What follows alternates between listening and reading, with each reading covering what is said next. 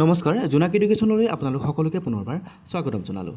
সাধাৰণ গণিতৰ লাভ লোকচানৰ শতকৰা হাৰ নিৰ্ণয় কৰাৰ কিছুমান উদাহৰণৰ সৈতে আজি ভিডিঅ'টো প্ৰস্তুত কৰিছোঁ। অসম ডাইৰেক্ট ৰিক্ৰুইটমেণ্ট আৰু অসমৰ বিভিন্ন প্ৰতিযোগিতামূলক পৰীক্ষাত সুবিধা হোৱাকৈ এই গণিতৰ প্ৰশ্নসমূহ সমাধান কৰা হৈছে।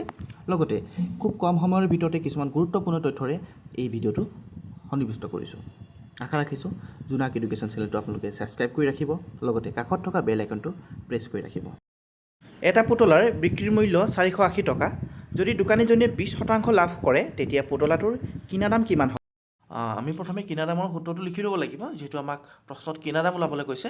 গতিকে কিনা দাম ইজুকেল টু 100 ডিভাইডেড বাই 100 প্লাছ প্ৰফিটৰ শতাংশ, অৰ্থাৎ যদি প্ৰফিট মানে লাভৰ শতাংশ, আৰু যদি লোকচান থাকে লোকচান শতাংশ লিখিব লাগিব। কিন্তু লোকচান হ'লে ইয়াত 100ৰ পৰা মাইনাছ হ'ব, আৰু ইনটু আমি বেচা দাম লিখিম, যিহেতু আমাক কিনা দাম ওলাব কৈছে। গতিকে বেচা দাম আমি লিখিব লাগিব।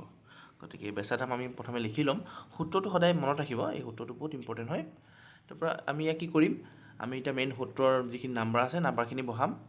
100 ওপৰত ল'ব যিটো আছে 100ই থাকিব। পৰৱৰ্তী পৰ্যায়ত 100 লগত যিহেতু লাভ দিছে 20%, গতিকে লাভ হ'লে যোগ হ'ব, আৰু বেচা দামৰ মান দিছে আমাক 480। তো ইয়াৰ পাছত আমি তলৰ যিটো হৰ আছে হৰটোক যোগ কৰিম, সেইটো হ'ব 120, ওপৰত হ'ব 100। তাৰপৰা আমি পূৰণ কৰিম 480 লগত যদি পূৰণ কৰোঁ, শূন্যৰ লগত শূন্য কাটিম, 2 6 গুণ 12, আৰু 2য়ে 48ক 2 2 গুণ 4, 2 4 গুণ 8। এতিয়া থাকিলে আমি 6 আকৌ 24ক 6 4 গুণ 24। তাৰপৰা 100 লগত যদি 4 পূৰণ কৰোঁ তেতিয়া আমাৰ সূত্ৰটো হ'ব 400, অৰ্থাৎ আমাৰ যিটো কিনা দাম হ'ব সেইটো কিনা দাম আমাৰ 400 ওলাব লাগিব। গতিকে এইটো চাওক 400 আমাৰ আনচাৰ ল'লে যিকোনো প্ৰশ্নতে আমি কিনা দাম ওলাব থাকিলে এইটো সূত্ৰতে আমি ব্যৱহাৰ কৰিম। এটা বলৰ কিনা দাম 150 টকা। যদি দোকানীজনীয়ে 10% লোকচানত বেচে তেন্তে বলটো কিমান দামত দামৰ মান ওলাব দিছে, আমাক বেচা দাম ওলাব দিছে, ইজুকেল টু 100 প্লাছ প্ৰফিট। যদি প্ৰফিট থাকে আৰু যদি লোকচান থাকে তেতিয়া হ'ব 100 মাইনাছ লোকচানৰ শতাংশ। গতিকে সদায় মনত ৰাখিব, লোকচান শতাংশ হ'লে মাইনাছ লিখিব লাগিব।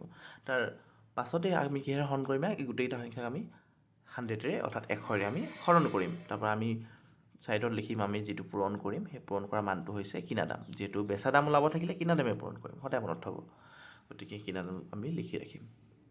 তাৰপাছতে যিহেতু আমি 100 আৰু 10, আমাৰ 10% লোকচান হ'ল বুলি কৈছে, গতিকে 100ৰ পৰা যদি আমি 10% মাইনাছ কৰোঁ তেতিয়াহ'লে আমাৰ পোনপটীয়াকৈ আনচাৰটো হ'ব 90%।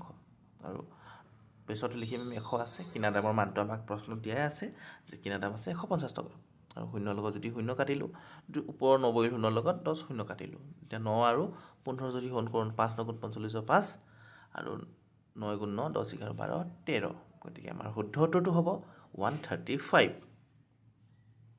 এইটো এটা ইম্পৰ্টেণ্ট অংক হয়, মনত ৰাখিব। এখন কিতাপ 250 টকাত কিনি 190 টকাত বিক্ৰী কৰিলে তেওঁৰ লাভ বা লোকচানৰ শতকৰা হাৰ কিমান? প্ৰশ্নটোত আমাৰ লাভ বা লোকচানৰ শতাংশ ওলাব দিছে। গতিকে শতাংশ, লাভ বা লোকচানৰ শতাংশ যিটো লাভ বা লোকচান আমি প্ৰথমে লিখি ৰাখিম। গতিকে যিমানটো লাভ হৈছে লাভ লিখিম, আৰু যিমান লোকচান হৈছে আমি লোকচান লিখিম। গতিকে লাভ যিমান হৈছে লোকচান যিমান হৈছে আমি তাক মান আমি ভালদৰে লিখি ৰাখিম। গতিকে ইয়াক লাভ বা লোকচান আমি লিখিছোঁ, যিহেতু সূত্ৰটো একেটাই হয়। তাৰপৰা পৰৱৰ্তী পৰ্যায়ত আমি এই লাভ বা লোকচানক আমি হৰণ কৰিব লাগিব, কিনা দামেৰে আমি হৰণ কৰিব লাগিব, যিটো আমি দামত বস্তুটো কিনিছোঁ। আৰু যিহেতু আমাৰ শতাংশ ওলাব দিছে, গতিকে শতাংশ ওলাবৰ কাৰণে আমি ইয়াত কি লিখিব লাগিব, 100ৰে আমি পূৰণ কৰিব লাগিব। এতিয়া প্ৰশ্নটোত আমাক কৈছে যে 250 টকাত কিনি 190 টকাত বেচিলে, তাৰমানে লোকচান হৈছে, যিহেতু কিনা দামতকৈ বেচা দামটো সৰু হ'ল। গতিকে 250 আমি কি ৰাখিম, 250 মাইনাছ 190, আৰু কিনা দামৰ মানটো দিয়াই আছে আমাৰ 250 টকা, আৰু আখৰটো অলপ বেয়া হৈছে, কি পূৰণ কৰিম 100ৰে। এতিয়া 250ৰ পৰা যদি 190 বিয়োগ কৰোঁ তেতিয়াহ'লে হ'ব শূন্যৰ পৰা লিখিব লাগিব, আমি শূন্য লিখিব লাগিব, আৰু 15ৰ পৰা 9 গ'লে থাকিব 6। গতিকে আমি ইয়াত 6টো লিখিব লাগিব, অলপ লিখোঁতে দেৰি হৈ যায়। 6 250 তলত আছে অলৰেডি। গতিকে 250ত যদি আমি 100 হৰণ কৰোঁ, ডিভাইড কৰোঁ, শূন্যৰ লগত শূন্য কাটি দিম, আৰু 5 5 গুণ 25, 5ৰ লগত 12 পূৰণ কৰিলে 60 হ'ল। আকৌ 5ৰে যদি আমি 10 হৰণ কৰোঁ দুবাৰ, গতিকে থাকিলে আমাৰ কি 12 ইনটু 2 অৰ্থাৎ 12 ইনটু এইটোত ইনটু হয় 12 ইনটু 2 2 গতিকে 12 লগত যদি 2 পূৰণ কৰোঁ তেতিয়া আমাৰ উত্তৰটো হ'ব 24 গতিকে আমাৰ যিটো লোকচানৰ শতাংশ হ'ব সেইটো হ'ব লোকচানৰ শতাংশটো 24%।